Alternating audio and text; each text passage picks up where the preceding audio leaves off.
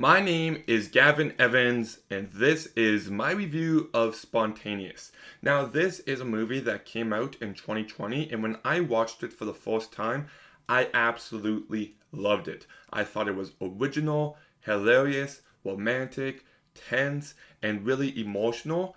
But as time has passed, I've started to pick up on more issues, so I was curious to see what I would think of this movie upon this rewatch.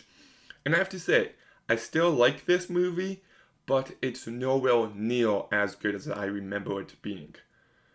I do love the premise. If you don't know what this movie is about, it's about these kids in a high school who just suddenly start blowing up. And when I say blowing up, I mean blood everywhere, blowing up. No one knows why.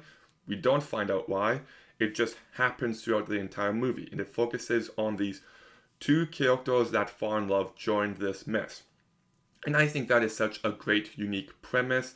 But what really works for me is how you can just view this as a metaphor on death. I know some people are very specific with the type of metaphor this movie could be about. Some people say it's really about school shootings. I think it works much better if you view it through the lens that this movie is about death. It can happen to anyone at any moment. There's not always a reason why.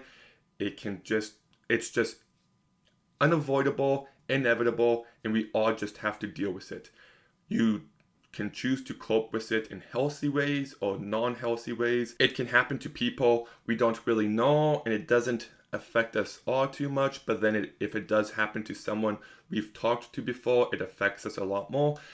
There's just so many ways you can view it like that, and I think it really works. And it also gives the characters depth.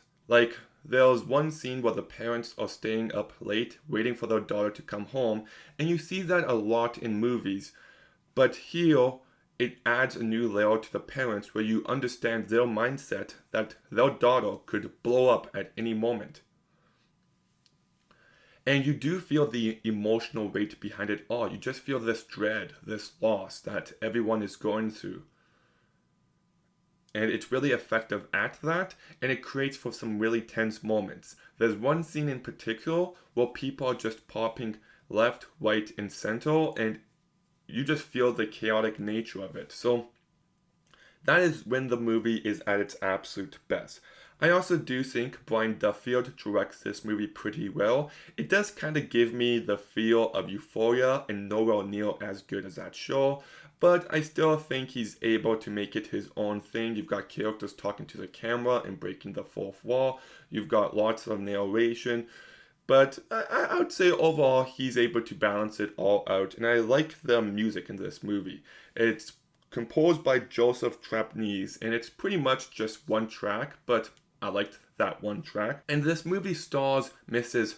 13 Reasons Why herself, Catherine Langford, but she's legitimately great here.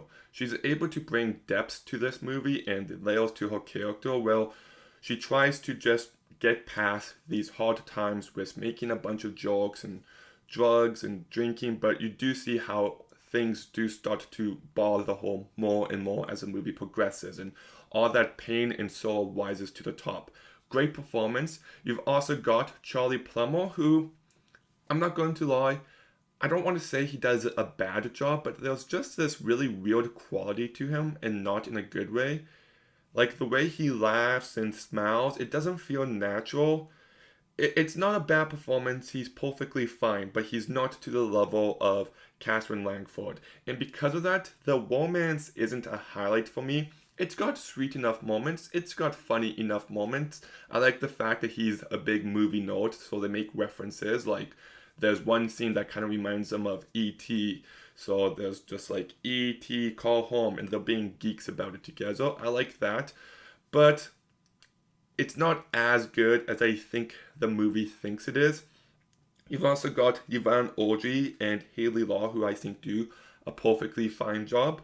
Pepper Porobu and Rob Hubie play the parents, and I think they do fine, but Catherine Langford is the star of this movie. But let's get to the negatives, first with the political humor. This movie is clearly directed by someone on the left, which is fine, but he goes out of his way to make digs at people on the right, and it's like, why would you do that? Why would you go out of your way to try to divide and insult half your audience? Does it have anything to do with what this movie is about? No? Then leave it alone. Just don't. I don't like it when movies do that. On top of that, I also think the last speech in this movie, the last monologue, is incredibly cringe-worthy. It's trying to go for this punk fuck you to the establishment attitude, and it just doesn't work in any ways. The character is dropping F-bomb after F-bomb after F-bomb, and it feels so incredibly forced, and I did not like the last 5 minutes of this movie at all. I feel like you could have gone for something very profound and all that, but because it went for this rebellious punk attitude, it just really didn't work for me. But the biggest issue of this movie is the pacing. It's terribly paced. Terribly. There's this one section where they have to quarantine that goes on for far too long, but besides that, the first two acts are well paced enough. But then we get to the last act, and oh my goodness, it goes on for far too long. And it's so repetitive. I get what you're saying. I get what the character is going through. But it's just beating you over the head with it. And there was just a point where something happens, and you're like, okay, how much time is left? And it's still a good chunk. Like, at that point, the movie should have been wrapping down.